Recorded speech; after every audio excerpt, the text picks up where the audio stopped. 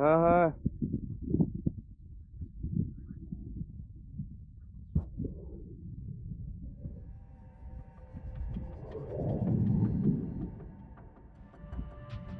Це кадри того, як у вічний політ відправився російський бомбардувальник Ту-22М3 разом зі своїм екіпажем. ГУР зробило ще один чорний день для російської авіації 19 квітня 2024 року. Це була спільна операція військової розвідки повітряних сил, повідомили в головному управлінні розвідки. Там опублікували відео, судячи з усього зі штабу в момент ймовірного збиття літака. Ту-22М3, на жаль, добре відомий українцям.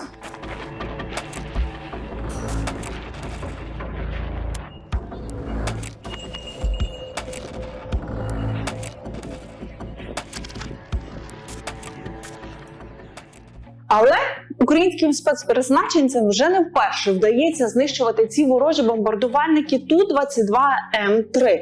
Щоправда, не в повітрі, а на їхньому аеродромі. Серпень 23-го року на аеродромі Сольце в Новгородській області горить Ту-22М3. Ще 2 пошкоджено. І лише на початку 24-го головне управління розвідки напише: щоб знищити російські бомбардувальники, українські розвідники подолали пішки понад 600 кілометрів території противника. Вже під час відходу група потрапляє в засідку. В бою гине полковник Олег Бабій, який прикрив відхід своїх хлопців.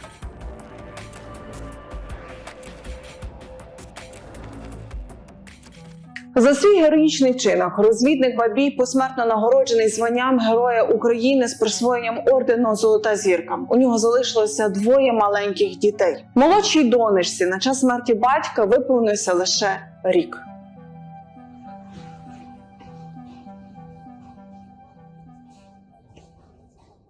Як йому та його хлопцям це вдалося? Пройти 600 кілометрів по території Росії, підібратися до стратегічного об'єкту країни-агресорки – аеродрому та підпалити 3 російські бомбардувальники.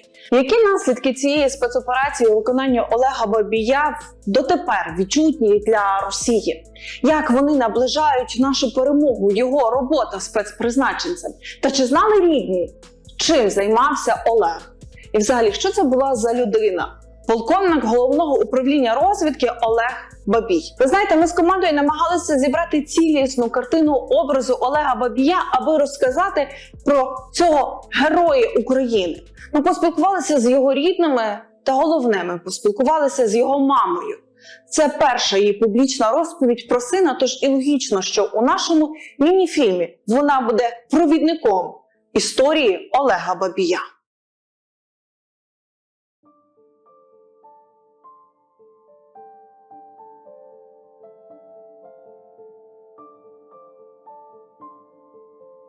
Від народження, напевно, готувався до війська, щоб він колись сказав, що я себе в цивільному житті не бачу.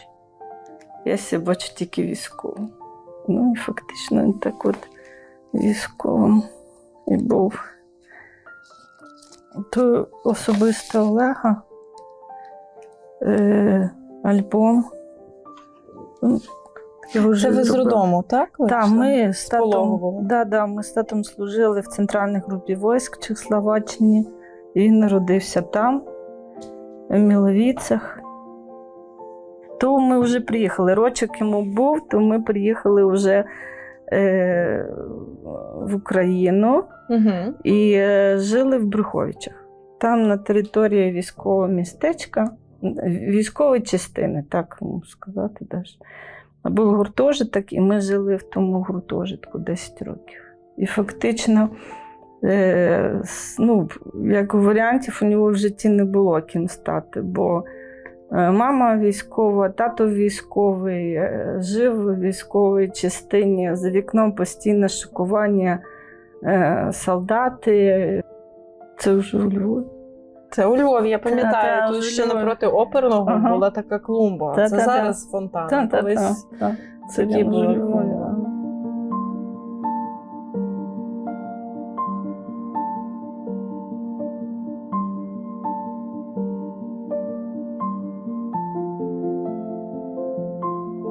Ми вже приїхали сюди, і він почав займатися айкідо. Він займався айкідо Юсінкан, То от в центрі на День міста, і от він виконував, бачите, все там показові такі виступи у них були. Десь, мені здається, на одних якихось непоказових попали йому по носу, і там кровотеча почалася.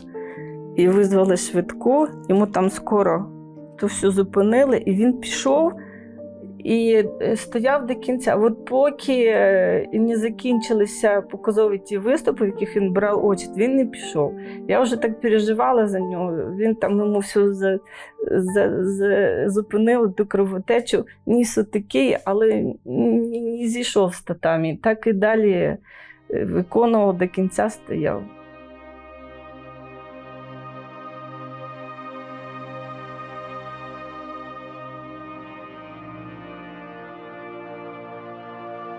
Ми коли вчилися разом в школі, я школу закінчив, у мене був 1,55 м зросту. А він був високий, бо прагнув бути як батько. Батько військовий також. І він все був мені як захист. Такий був прикриттям моїм ще зі школи. Мене звати отець Микола Кавчак. Я є сотрудником церкви святих переверховних апостолів Петра і Павла в місті Львові по вулиці Личаківській. Це мій однокласник, з яким ми, скажімо так, терли штани школи. Разом спілкувалися, разом дружили, були в школі друзями. І після завершення школи так само ми залишалися друзями. У нас проходило далі спілкування. Нас Бог так розділив, він пішов служити в армію за своїм покликанням, а мене Господь покликав до священичого служіння. Ми коли зустрічалися, наша перша розмова це було, кого ти бачив з однокласників, з ким ти спілкуєшся, передавай всім вітання. Це тато наш в Ірак їхав. Ваш тато був в Іраці, так? Так, да, і навіть там було. Для Олега від'їзд тата в Іраку було складним? Складним дуже. Він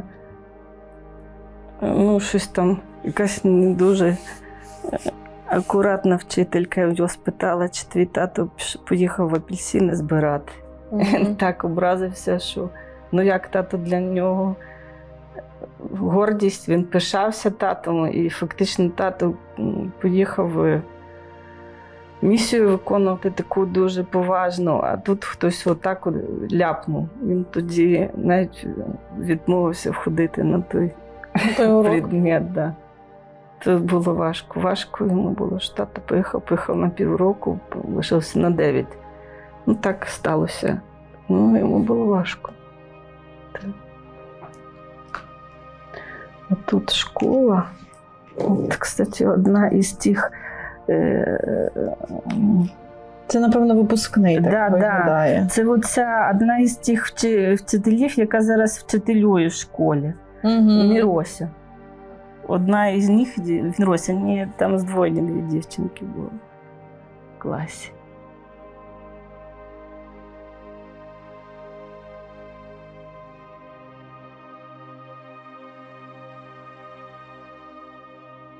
Кожного ранку, зараз йдучи до школи, на роботу, я вітаюся з Олегом.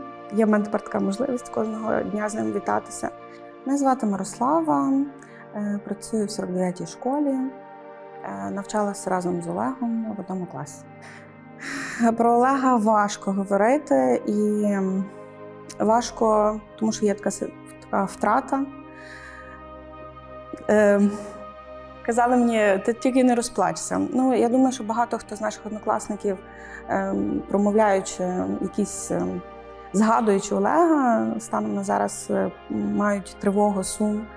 І важко добрати слова, стоїть комок в горлі. Так само і мені. Якщо згадувати взагалі Олега в школі, він був дуже позитивним, щирим, добрим. Він був хорошим другом. В 11 класі нас класний керівник зібрала на останньому дзвонику в нашому класі. Ми сидимо разом за партою. Олег, я і моя сестра. В той момент ми розказували, хто ким хоче стати, і Олег точно знав, що він піде шляхом своїх батьків, і він про це озвучив, він розумів, ким він буде, розумів, на що він йде. А не хотіли ніколи відмовити сина від військової служби? Ви з військової чоловік? У нас з татом немає такого, щоб ми дітей відмовляли, забороняли. Він хотів, ми навпаки допомагали. І підтримували, і завжди були на боці. Його вибір для нас був як важливіше. Це ж ще аеромобільні війська, розумієте? Мгм. Він вступав в аеромобільний, він дуже готувався ретельно. Десь мало того, що він айкідо займався, за 2 роки він почав кожного ранку бігати по стадіону, там, де ми жили раніше, там стадіон. І спочатку тато з ним бігав, щоб він війшов в той, щоб йому самому було не так важко. А там на першому поверсі, в нашому під'їзді, дідусь жив і завжди виходив на балкон. То він мені каже: Тетяно, я дивлюся, сніг, дощ, яка погода не була, а Олег біжить, все. А потім він уже сам наступний рік бігав без тата. Дуже готувався. Ну і там по школі готувався. А чому саме аеромобільні Ну, війська? він це вибрав. Він так вибрав? Я навіть не питала, чому. Він завжди казав, що я хочу бути не таким, як всі. От такий, як всі, він не хоче. Ну, так був не такий, як всі.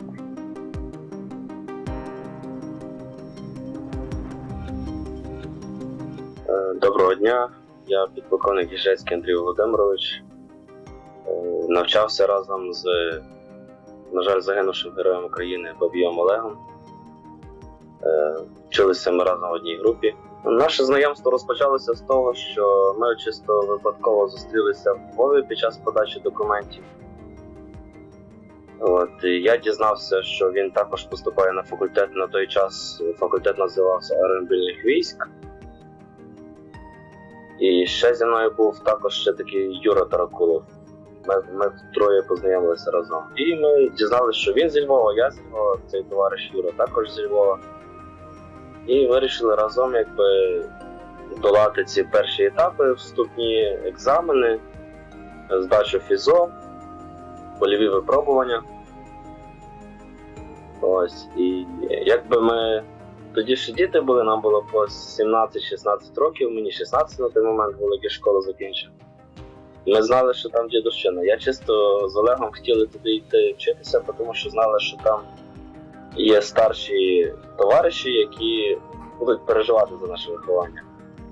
Ми хотіли себе випробувати в тому ракурсі, як ми не шукали легкого способу для себе. І так розпочалося наше навчання. Це була у них присяга на першому курсі. Це його двоюрідний брат, в академії на першому курсі була присяга.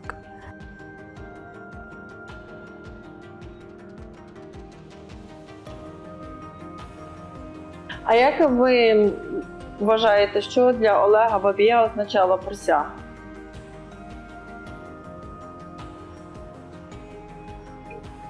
Присяга.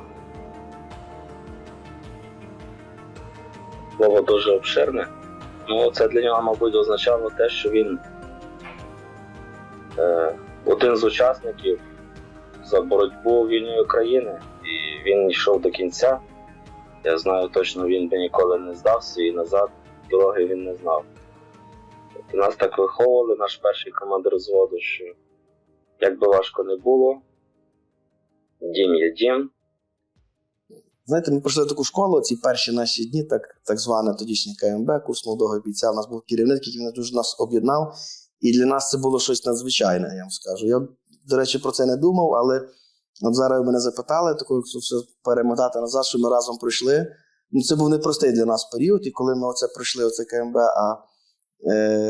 саме підійшли до саме військової присяги, ми перейшли до старшокурсників в казарму, саме всі десантники, всі там, ми елітою себе рахували, так воно в принципі є, і дуже такий настрій був піднесений, і я скажу по собі, що я був щасливий, і більше переконаний, що Олег в тому числі був щасливий, що ми були дуже собою пишалися. Я підполковник Андрій Окань, проходжу службу в 49-му навчальному центрі розвідки. на посаді заступника командира частини з тилу. Ми разом вставали на офіцерський шлях. Я і він, ми вчились разом в Академії сухопутних військ, закінчили аеромобільний факультет. Олег був таким веселим хлопчиною, і я вам скажу, як командир групи, я мав честь в цій групі бути командиром там деякі періоди часу. І я знав, що є людина, на яку можна завжди покластися.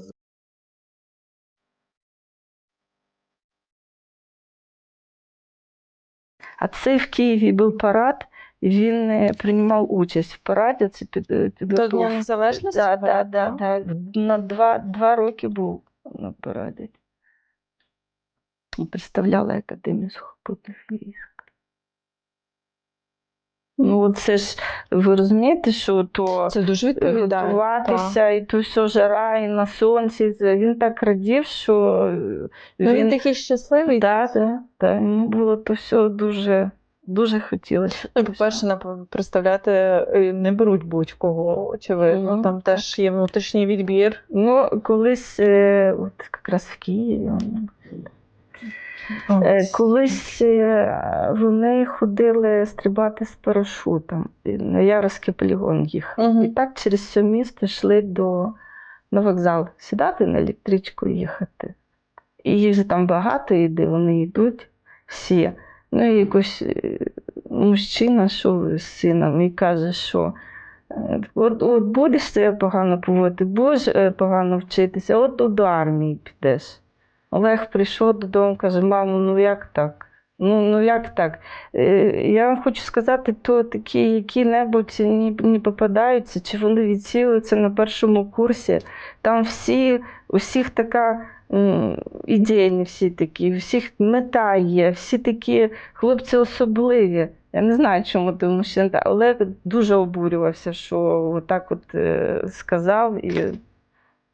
Бо прикладалося дуже багато зусиль, щоб поступити. І щоб вчитися, то і фізично важко. Ну і тут ще треба мати розум. Да, і розум, і все. І він фактично все життя своє вчився. В цей період поступали хлопці, які хотіли поєднати своє життя з армією. Тому що тоді заробітні плати були дуже низькі. І як деякі думають, що йдуть в армію заробляти мільйони. Ні, йшли в армію за ідею. І от Олег був одним з таких, який йшов за ідею. Я підполковник Вишневський Володимир Вікторович, старший викладач кафедри бронетанкової техніки Національної академії сухопутних військ. З Олегом ми навчалися з 2007 року по 2011 рік, можна навіть так сказати, їли весь цей період з одного котелка. А це вже випуск? А це випуск. Це вже випуск, так. Да. Це вже лейтенант молодий. Так. Пишалися? Та пишалися, завжди пишалися. І коли вчився, і коли закінчували, після. Ми знали, що у нього дуже все, ну, як хотів бути, не такий, як всі, так. То так воно і сталося.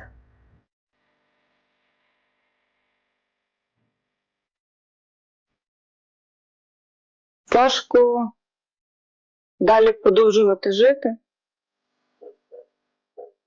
триматись, виховувати дітей.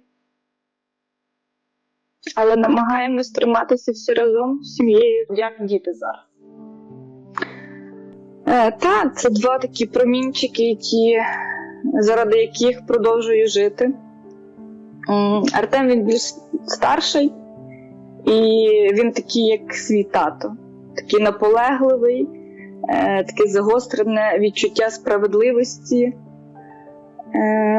Хоче бути таким, як тато. Більш такий відповідальний. Аня ще така маленька, дуже емоційна в нас дівчинка. Ми з Олегом познайомились на весіллі наших одногрупників.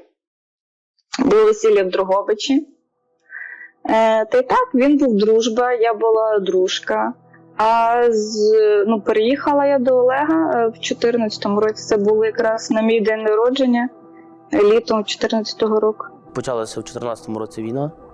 Олег взяв зброю до рук і пішов захищати на той час АТО, але на сьогоднішній день ми знаємо, що Україну.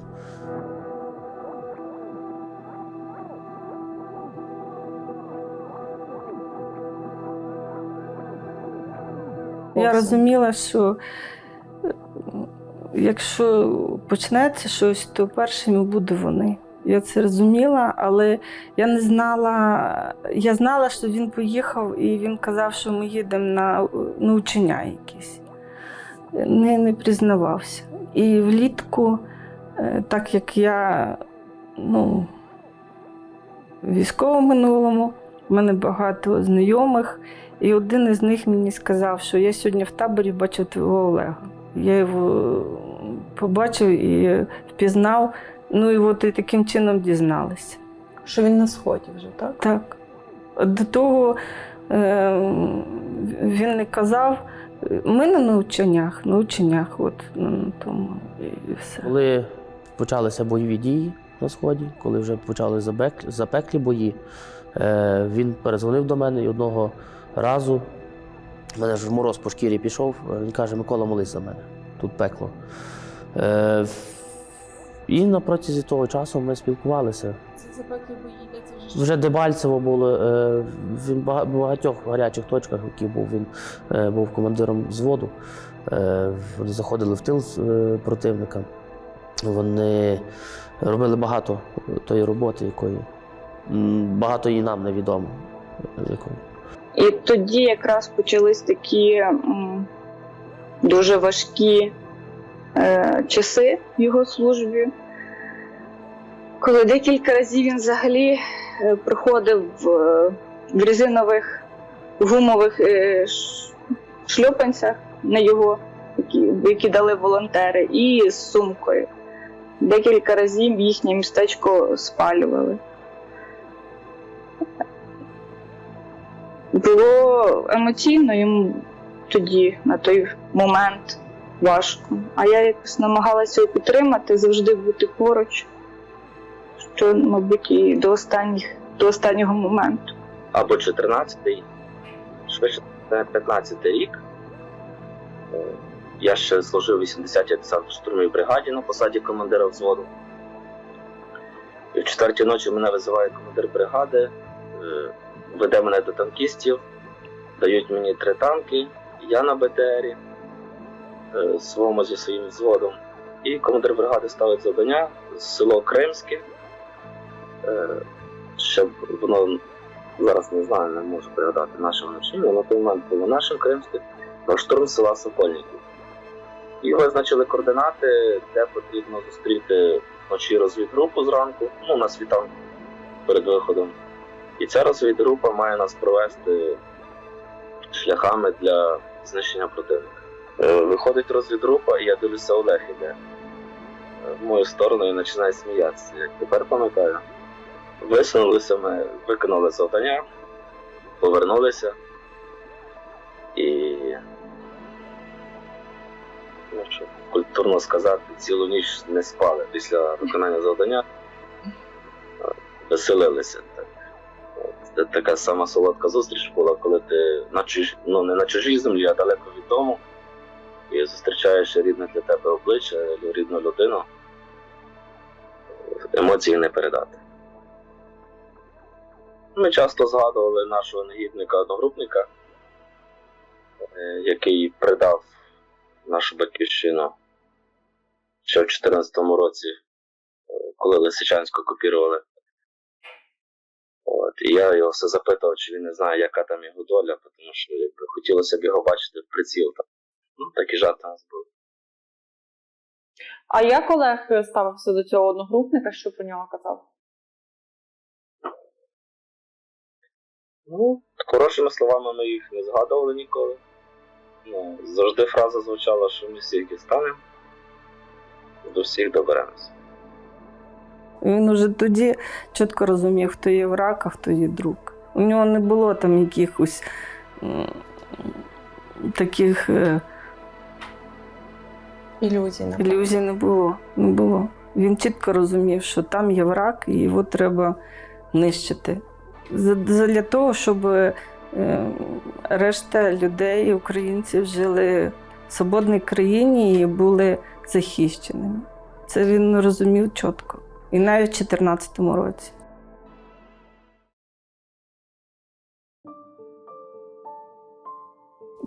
то весілля, а весілля було у Львові. Бо Олег захотів, та і Юля захотіла у Львові. І були у Львові. Це в якому році було весілля? 10 років було. 10 років? От да, було 10 років як. Саме в цьому храмі він брав шлюб. Під час вже повномасштабної війни в цьому храмі хрестили його дочку Анну.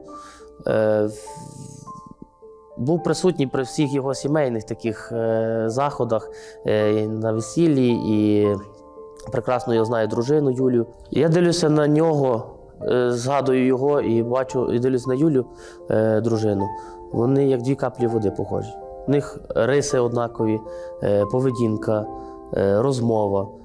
Вони такі, якби в цілому світі, насправді, кажуть, знайшли один одного. Знаєте, нам на весіллі наших друзів бабуся, вона підійшла і каже: «Вот, ви така красива пара, от ви будете разом. Ви як брат і сестра». І Олег дуже часто потім згадував ці слова і каже, то бабуся Наталі нам так напророчила, що ми такі схожі. Мабуть, таких людей і притягує один до одного, які схожі. Багато нам так казали, що схожі. Я не можу уявити, яку жаль і втрату переносять зараз його рідні. Я знаю, що в нього чудова дружина, яка розумна, виховуючи сина і доньку, вона, можливо, ви знаєте, за останню Олегову виплату, в операції якої він загинув, під час операції якої він загинув, вона віддала ці кошти для захисників. І черговий раз це просто мороз по шкірі йде, коли ти розумієш, що людина залишилася з дітьми, її чоловік загинув сам, і вона далі допомагає і розуміє, для чого вона допомагає. Це коли було зроблено фотографію, не пригадуєте? До війни якраз. То у них там традиція з Юлією була, вони так започаткували її фотографуватися на новорічну. От якраз новорічна була фотосесія, вони всі сфотографувалися.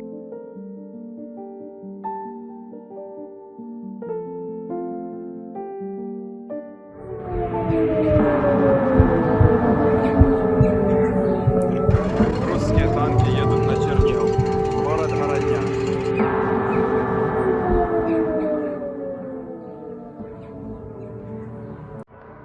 Коли почалось повномасштабне вторгнення, ми на той час орендували квартиру в Бучі.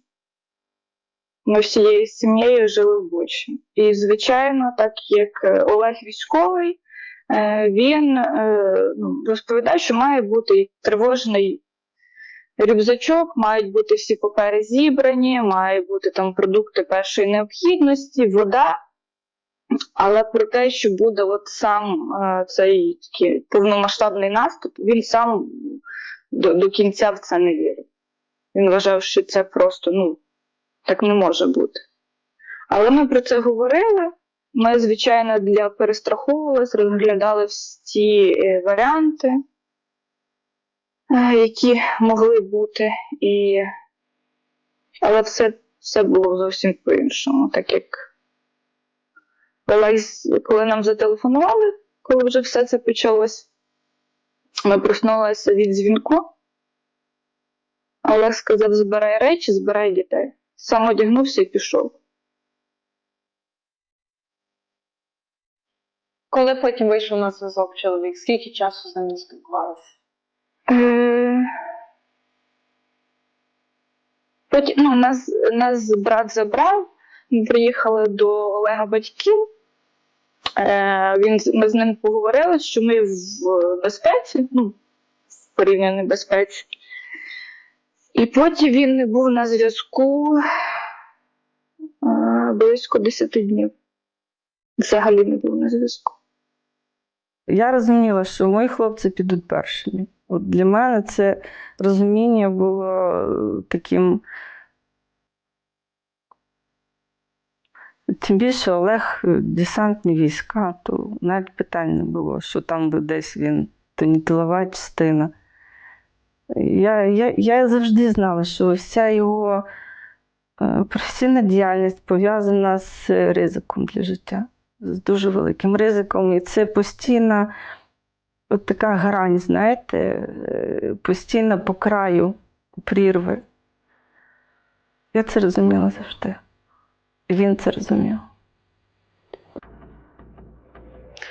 ГУР офіційно повідомили, полковник Олег Бабій з перших днів широкомасштабного вторгнення росіян організовував і здійснював спецоперації на тимчасово окупованих територіях України і на території противника, які насправді змінили хід цієї війни.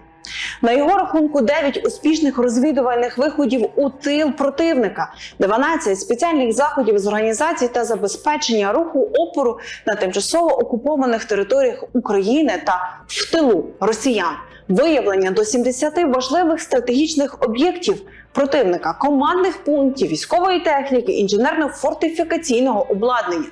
Інформація про них використовувалася Збройними силами України для планування операцій зі звільнення тимчасово окупованих територій та нанесення вогневого ураження по важливих ворожих цілях. Групою полковника Бабія вдалося деорганізувати логістику окупантів, знищити його важливі об'єкти та елементи критичної інфраструктури. Цілі підрозділи російських військ втрачали боєздатність, систему управління військами та зброєю, зазнавали порушення комунікацій, а відтак і втрат оперативності у взаємодії зі своїм тилом. Така в нього специфіка, така в нього робота, що не можна нічого говорити. І я це розуміла і ніколи в нього не запитувала. Я розуміла, що це є небезпечно і для нього, і, можливо, і для нас. Ви знали про завдання, які виконував? Ні, я не знала. Це взагалі табу, це не обговорилося. Взагалі Олегу, він якось, то що не може було, то і питань нема. І він і людей ніколи вдома не обговорював, ніякого осуду. Йому це не подобалося. От я знала, що йому не подобалося, тому ніколи навіть і тему ту не піднімала. І я просто знала, що він іде. І через деякий час я знала, що десь щось сталося на території ворога. І я розуміла, що це він. Я просто розуміла, що це він. І тоді я теж зрозуміла, що це він. А потім, коли ви дізналися, що? Я дуже чекала, і там дивилася, яка погода там, де він іде. Я просто розуміла це там для себе. Так прикинула, скільки кілометрів пройти в день можна. Пройти таку відстань по території ворога, фактично, 600 кілометрів, це вже непроста задача, але це доволі геройський вчинок. Одне діло пройти, а інше це ще виконати завдання. Я думаю, що росіяни вони не очікували, що у нас наскільки буде такі підрозділи, що в нас є такі підрозділи, які б змогли б нас здійснити таку операцію на настільки глибокому тилу. Літаки ці вони можуть не один раз в сутки здійснювати бойові вильоти, які могли б наносити нищівні удари по нашій території, по наших цивільних громадянах, по нашій інфраструктурі. Я думаю, що там були дуже багато людей, які після цього, розпрощалися з погонами. Не загалом з погонами, але наслідки були серйозні. Розумієте, втратити у Росії не так багато цих літаків, здатних, власне, брати участь в бойових діях. Загалом 60, а лише 2/3, так дуже оптимістично західні джерела вважають боєздатними. І одномоментно втратити 5% бойового складу, загального. Бо 3 літаки, 60 літаків. Це якраз виходить значить, 5% бойового складу. Да. Це була серйозна для росіян серйозний удар. А там літаки палали так, що було чітко видно, що варіантів ремонту не існує. Де росіяни не влазили, да, усюди вони пхали ці літаки, бо вони здатні наносити удари найважчими бомбами. А зараз у росіян найважча бомба 3 тонни. І от лише Ту-22 М3 здатні нести ці бомби. І вони активно їх використовували, коли наносили удари по Азовсталі на Маріуполь. Перші удари, значить, вони почали використовувати ці літаки для ракетних ударів ще з 28 лютого 22 року, на 4-5 день війни. Вони вже почали бити по Харкову. Всі удари, які наносилися ракетами Х-22, Х-32, обидва ці типи ракет можуть використовувати лише з бомбардувальників Ту-22 М3. А їх було за 2 роки війни, їх було, велика кількість, тут просто півгодини перелічувати дати. Вони зробили величезний вклад, насамперед, навіть психологічний, тому що дали зрозуміти росіянам, що війна, можливо, не тільки на нашій території, а й на їхній території, і що вони не можуть спати спокійно десь там за 600-700 кілометрів, що наші хлопці їх достануть і там. А знищивши літаки, це, по-перше, вони врятували не 1 сотню життів, тому що ці літаки випускають ракети, від яких, на жаль, гине мирне населення. В нього була одна ціль – знищити ворога і закінчити цю війну, щоб зберегти свою сім'ю і свою державу. Олег Бабій – це та людина, яку треба наслідувати, діючий треба наслідувати, який показує майбутньому поколінню, що треба боротись, що незалежність – це не просто так, це річ, якою треба дуже дорожити, тому що є ряд людей, які віддали своє здоров'я, своє життя, які віддали дуже багато за незалежність. І Олег Бабій один з тих, на кого потрібно всім рівнятися і всім робити, якщо не рівні, то хоча б подібні подвиги для здобуття нашої незалежності. І ми з Лізою питалися: Олег, тобі не страшно? Він сказав, тільки дурак не боїться, а решта людей бояться. І я боюсь так же, як і всі. Це мала бути його одна з останніх таких операцій, які він мав би провести. І, можливо, ми всі вірили в те, що він буде мати інакший вже статус. І в майбутньому буде мати більший чин, і, відповідно, не буде діяти вже інакшим чином. Тому, коли ми розуміли, що він є непересічною людиною, знали, що його подвиги це не один подвиг, це було кілька таких його, можна сказати, досягнень, які він вчинив задля нас. Тому, звичайно, що це неймовірно, те, що вони робили, хлопці. Це не тільки він робив, він був командиром, але його хлопці. Навіть боюся, знаєте, зараз щось сказати зайве, бо знаю, що дехто ще є в такій скрутній ситуації. Тому це є подвиг не тільки Олега, це є подвиг цілої команди, яка поклала життя за нас з вами.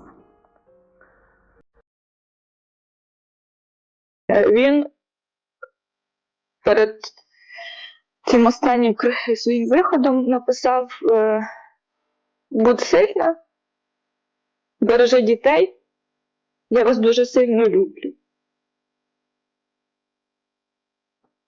І я постійно ці слова собі повторюю в голові, і тоді повторювала, що я пообіцяла і мушу триматись, мушу бути сильною. 1 вересня в Артема був перший навчальний день в школі. Він пішов до 1 класу. Я зібрала Аню, Артема і повела в школу на свято.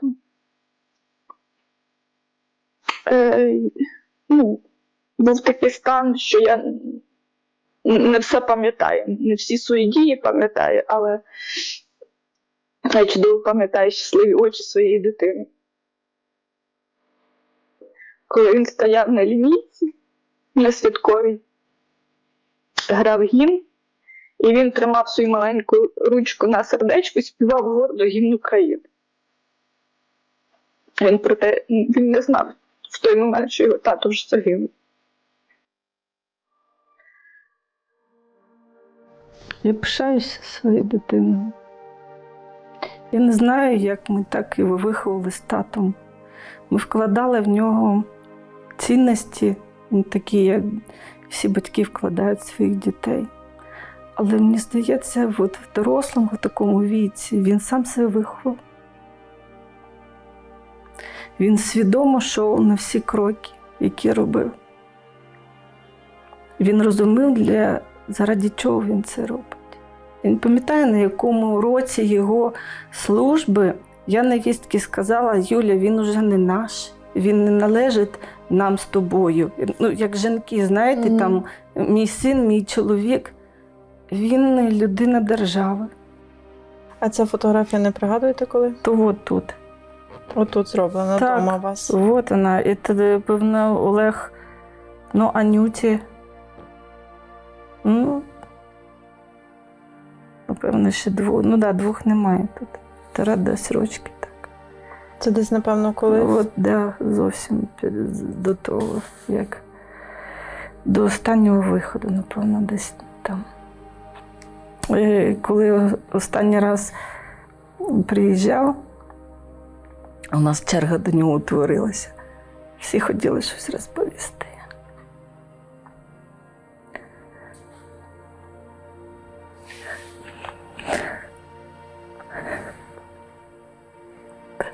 Щоб про всіх дізнався.